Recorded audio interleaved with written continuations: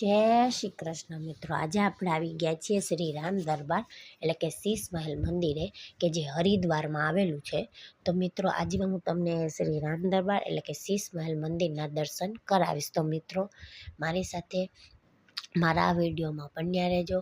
મારી ચેનલને લાઈક કરજો, શેર કરજો અને સબસ્ક્રાઈબ કરવાનું ભૂલતા નહીં. અને જો નવા હોવ તો બેલ આઇકન દબાવી દેજો, જેથી કરીને કોઈ પણ નવા વિડીયો આવે તો સૌથી પહેલાં તમને નોટિફિકેશન મળી રહે. તો મિત્રો આ છે શ્રી રામ દરબાર એટલે કે શીશ મહેલ મંદિરની બાજુમાં આજુબાજુમાં નાની નાની દુકાનો આવેલી છે કે જ્યાં ઘણી બધી વસ્તુઓ મળી રહે છે, પ્રસાદ મળે છે અને ઘણી એવી તોરણ ને એવું બધું જ મળી રહે છે મિત્રો. અને આ છે એનો મેઇન એન્ટ્રી ગેટ કે જ્યાંથી આપણે એન્ટ્રી લેવાની હોય છે અને આપણે અંદર એન્ટર થઈએ છીએ એટલે કે શીશ મહેલનું આપણને દર્શન થશે. અને મિત્રો મારી પાસે એની પાસે શીશ મહેલના સરસ મજાનું અંદર પ્રદર્શન પણ આવેલું છે, તો એ પણ હું તમને બતાવીશ મિત્રો. તો એટલા માટે વિડીયોમાં અવશ્ય બન્યા રહેજો. જુઓ આ લડ્ડુ ગોપાલ છે મિત્રો, બાલ ગોપાલ પણ છે, તો તમને એના પણ દર્શન થશે મિત્રો. અને માઇનોર એવી જેટલી ટિકિટની પ્રાઇસ છે તો એ પણ ઘણા લોકો એટલા માટે અહીંયા આવે છે અને દર્શન અવશ્ય કરે છે. બહુ મિનિમમ પ્રાઇસ છે એટલે કંઈ વાંધો આવતો નથી.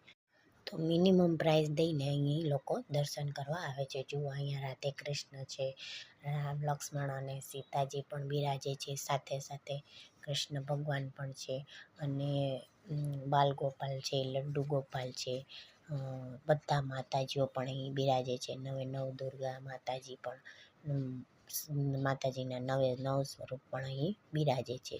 સાથે સાથે કૃષ્ણ ભગવાન, રામજી, સીતાજી, હનુમાનજી બધાના નરસિંહ સ્વરૂપના પણ તમને અહીં દર્શન થશે મિત્રો. એટલે જે કોઈ પણ અહીં આવે છે હરિદ્વાર ત્યારે આ શીશ મહેલ મંદિરના અવશ્ય દર્શન કરે છે અને મુલાકાત પણ લે છે. તમે જોઈ લો આ માતાજીના નવ સ્વરૂપના પણ તમને સાથે સાથે દર્શન થશે. અને મિત્રો ઉપરની પ્રદર્શન પણ આવેલું છે, એટલે પ્રદર્શનમાં કૃષ્ણ ભગવાનનું આખું જીવન ચરિત્ર એટલે કે એની જે કંઈ પણ આખી લીલાઓ કરેલી છે એમણે બધી જ લીલાઓ આપણને પ્રદર્શનમાં ઉપર જોવા મળે છે. એટલે જે કોઈ બાળકો લઈને આવે એમને પણ ખૂબ જ મજા આવે છે અને બધાને પણ જોવાની મજા આવે છે. અને અહીં આ કાચનો જ આખો ઉપયોગ કરેલો છે, એટલા માટે જ એને શીશ મહેલ કહેવાય છે. એટલે લોકો આ શીશ મહેલ મંદિરે અવશ્ય આવે છે. અને જો આ રામ સેતુ પથ્થર કે જે તરતો પથ્થર કહેવાય છે એને, તો એ રામ સેતુ પથ્થરના પણ તમને અહીં દર્શન થશે મિત્રો. તો એને પણ જોઈ શકો છો તમે મિત્રો, કે જે રામ ભગવાને સેતુ બનાવવા માટે ઉપયોગ કર્યો હતો, તો એ રામ સેતુ પથ્થર પણ અહીં તમને જોવા મળશે. જોઈ લો આખો શીશ મહેલ છે, અહીં કાચનો ઉપયોગ કરેલો છે શીશનો, એટલા માટે એને શીશ મહેલ મંદિર કહેવાય છે. જો બધા જ ભગવાન અહીં બિરાજે છે. આદિગુરુ શંકરાચાર્ય પણ સાથે સાથે છે મિત્રો. જોઈ લો રાધે કૃષ્ણ બધા જ ભગવાન અહીં બિરાજે છે મિત્રો. તો જ્યારે પણ તમે અહીં આવો ત્યારે આ મંદિરના અવશ્ય મુલાકાત લેજો અને કૃષ્ણ ભગવાનની બધી જ બાળ લીલાઓ તમને સાથે સાથે અહીં દર્શન થશે મિત્રો. કારણ કે એમની જે લીલાઓ છે એ બધી જ ઉપર તમને પ્રદર્શનમાં જોવા મળશે. એમનું આખું જીવન ચરિત્ર તમને આમાં જોવા મળશે. એટલા માટે જ લોકો અહીં જોવા આવે છે, પ્રદર્શન જોવા આવે છે.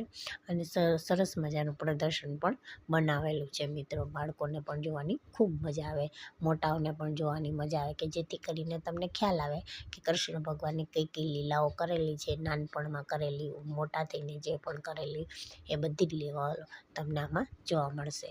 તો મિત્રો ફરીથી મળીશું આપણે નવા વિડીયો સાથે. એટલે જ્યારે પણ તમે હરિદ્વાર આવો ત્યારે આ શીશ મહેલ એટલે કે જે થોડાક જ કિલોમીટર કાપીને હરિદ્વારથી આ શીશ મહેલ મંદિરના તમને દર્શન થશે. એટલે જ્યારે પણ હરિદ્વાર આવો ત્યારે તમે આ મંદિરની મુલાકાત અવશ્ય લેજો, કે જેથી કરીને તમને મજા આવે મિત્રો. તો ફરીથી મળીશું નવા વિડીયો સાથે. ત્યાં સુધી સૌને જય શ્રી કૃષ્ણ. આવજો, ટાટા, બાય બાય. જય શ્રી કૃષ્ણ. હર હર મહાદેવ. હર